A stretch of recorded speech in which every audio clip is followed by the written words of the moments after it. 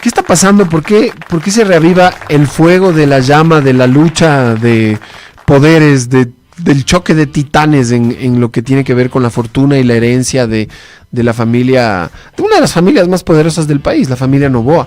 ¿Por qué se vuelve a hablar de esto, Jonathan? Bienvenido, gracias por estar en el programa. Muchas gracias, Quique, y un saludo a todos y todas las personas que escuchan Radio Pichincha. Pues primero es un honor nuevamente ya conocerte en persona. Toda mi carrera la construí para este momento. La cosa es, me parece a mí, aquí tenemos una situación bien criolla, la verdad. Las personas que les gusta las series, las películas, la familia Noboa básicamente aparecería como los Tudor, como los Medici, estas familias que tienen mucho poder, que tienen un pie en todo lado, ¿no? En la política, en los negocios, en la economía, en el deporte, en el arte, en la banca, en todo, absolutamente lado. En la minería. En todo lado. Van a hacer todo lo que esté en sus manos para mantener el poder, pero nada para que el pueblo esté bien. Es decir, todo se resume a cómo entre ellos se traicionan, se quitan cosas, se mienten para poder estar en su posición de poder. Y a mí me parece que en ese punto también algo importante que hablar es que muchos dicen, ¿no? La fortuna viene del trabajo duro y que se han esforzado. La fortuna Noboa está no solamente impregnada de este tema de traiciones familiares, y también las personas que están escuchando, ¿no? Si es que ustedes creen que esta familia y Daniel Noboa se va a preocupar por sus vidas, si por su familia no se preocupan y les han quitado la plata, imagínense a un pobre ciudadano. Y todos los escándalos laborales. Eso es una. De alguna forma, esta fortuna ha estado forjada a partir de la explotación. Hay un documental buenísimo que se llama Bonita, Ugly Bananas, Bonita, Bananas Feas, que te cuenta la historia de cómo esta hacienda explotaba a la gente, no permitió que hicieran sindicatos. Está en español, está gratis, de una cineasta maravillosa. Esa es una de las maneras en la que se hizo fortuna. La otra manera es con una larga historia de paraísos fiscales. Para quien no entienda, básicamente esta familia se hizo rica a partir de no pagar impuestos, ¿no? Claro, no, yo me acuerdo te diría, quizá 10 años tenía un pariente muy cercano en Contraloría General del Estado, y ¿sabías lo que él me decía? Hace 10 años estamos hablando, o más. Él me decía, con todo respeto a Alvarito, que no tengo nada en contra de él, que posiblemente sea el mayor evasor de la historia del país. Que él era el mayor evasor de impuestos. Yo decía, pero explícame. Es que me decía, es que tiene, como tú dices, Jonathan, metido el pico en todo. Entonces, lógicamente, para seguir haciendo dinero, pues evade unos impuestillos por aquí, unos por acá, y acumulando, pues es el récord Guinness del Ecuador.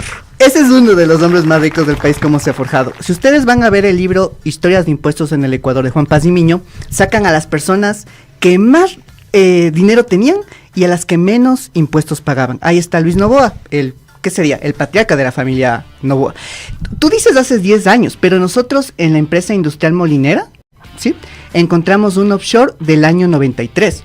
¿Se han visto el meme que dice en el 90 yo en lugar de tener 10 años tenía que estar comprando una casa? A los 8 años básicamente el abuelo de Daniel Noboa ya tenía un offshore. Ya tenía un paraíso fiscal. A los 8 años de Daniel. De Daniel, exactamente, ¿no? Con su abuelo que tenía un offshore en industria molinera, una industria en Bahamas. Esa es de Daniel, esa es offshore. Esa offshore es de la familia Noboa, ¿sí? Y después pasó en otros lados a otra tal, pero los paraísos fiscales favoritos siempre han estado en las Bahamas y en Panamá. Es lindo las Bahamas. Para evadir. Además del turismo para evadir. Entonces ese es uno de las personas que más evade. Entonces, imagínate, desde el 93 es que tenemos registro. Sus negocios empiezan desde el 70. ¿Quién sabe cuántas décadas nos deben de impuestos a los ecuatorianos? ¿Cuántas familias no habrán ido a la escuela, no habrán ido a un hospital, no pudieron estudiar afuera, no se becaron? Es decir, ¿cuántas cosas no pasaron por el tema de los impuestos? Parte ellos aportaron para el subdesarrollo del país. Ellos subdesarrollaron básicamente el país. Y ese es el segundo mecanismo, ¿no? No pagar impuestos. Y el tercero, en cambio, es apegarse al sector público para beneficiarse del Estado. Es curioso cómo la vicepresidenta candidata de Noboa detesta el Estado, es una Milei ecuatoriana, pero la forma en que se hicieron ricos también fue apegándose al Estado. La familia Noboa tenía una participación minoritaria en una empresa pública dedicada al tema del transporte marítimo, ¿no? Por sus intereses de negocios. Y lo chistoso era que estas personas básicamente lo que hacían era asegurarse los mejores puertos ¿no? Una competencia desleal con los demás exportadores de banano y de esa manera tener sus beneficios. Entonces, o sea, mérito no hay tanto. Y a eso tenemos que agregarle también otros espacios como por ejemplo, pero es que siempre está ligado a la política. Es mente de tiburón, Jonathan. O sea, vos tienes también que darle un poquito de crédito a esta gente que emprende y sin mirar a quién. Oye, pero es que para evadir son brillantes. O sea, para hacer esta industria de elevación, esta industria de meterse a puestos políticos importantes, todo eso me parece que es brillante, pero para sus intereses mezquinos y únicos. Mientras que para el otro lado no está. Solamente te digo así esto, Kike. En el tema de las empresas y su ligazón, por ejemplo, quien firma la compra de acciones de la industrial bolinera, básicamente es León Febres Cordero, cuando era trabajador de ahí. Después quien firma esto de aquí es Isidro Romero Carbo. Sí, también gerente fue por ahí y él pues fue esposo de Isabel Noboa, que ahí me parece que ya entramos en toda esta mezcla de negocios y fraudes y traiciones que se hicieron entre las familias, ¿no? Solamente esto para que tengan en cuenta, consideren que un grupo económico básicamente es un holding de empresas que tienen mucho dinero, que son de las familias más pudientes de aquí del país. Imagínense que de una familia, Grupo Económico Noboa, se desprenden otros dos grupos económicos. No me Grupo digas. Económico Exportadora Noboa, que es básicamente de la familia de Álvaro y de Daniel, y también de Isabel Noboa, que es parte del grupo Novis. Sí, imagínate la potencia económica de estos dos grupos económicos. Y cuando les decimos que tienen una pata en todo lado, si ustedes recuerdan, pues hasta el señor Campana, ¿sí? Futbolista, es hijo, ¿sí? Es nieto, perdón, de Isabel Noboa. Sí.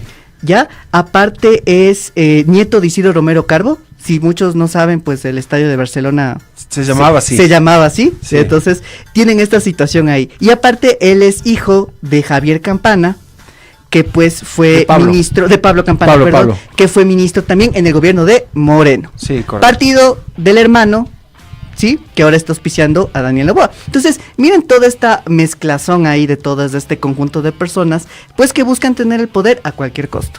Y esta nota del Financial Times que hace eco de una pelea del Grupo Noboa, una pelea interna, en un tribunal de Londres contra Álvaro Noboa. Ellos, o sea, esta es una publicación del 7 de octubre. Sí, donde al parecer la pelea en la justicia por el reparto de la millonaria herencia de los Noboa no ha sido zanjada. En la extensa publicación se señala que se mantiene la batalla legal por el control del negocio familiar, de la que el padre de Daniel, Álvaro Noboa, 5 veces candidato, salió victorioso en 2010. La fortuna de Noboa bordea los 1.000 millones, se lo critica por no pagar impuestos. Ahora yo te quiero preguntar, ya tuvimos a un evasor, porque el actual presidente de la República, saliente, gracias al cielo muy pronto, evadió los impuestos, cambiando de nombre sus bienes y poniendo a sus hijos, a su mujer y todo eso. Eso es evasión por donde lo mires. La María de Lourdes te diría, eso es amor. Ajá. Quien sea tu testaferro, eso es amor, carajo. Oye, pero de ahí pasamos al mayor evasor de la historia del Ecuador. ¿Cómo es posible este suceso, dirían los jóvenes hoy en día? Bueno, primero, dos cosas importantes de ahí. Yo he escuchado que dan una cifra de 88 millones. Eso es lo que debe la exportadora bananera Noboa. Solo la exportadora bananera Noboa. Si nosotros hacemos un registro de todas las empresas que le deben al Estado, esto alcanza 144 millones. Esa es una cifra de una sola persona. Ahora, si nosotros tomamos a todo en cuenta los evasores que existe, se recauda más de 1.600 millones rapidito. Facilito, para atender emergencias. Solo de los más poderosos. Solo de los más poderosos. Porque una emergencia es que una familia no tenga para comer, que alguien no tenga para ir a hospitalizarse, que haya medicinas. Una emergencia no es que un man rico no tenga para comprarse un yate en las Bahamas. Pero eso no es de emergencia ya en este país.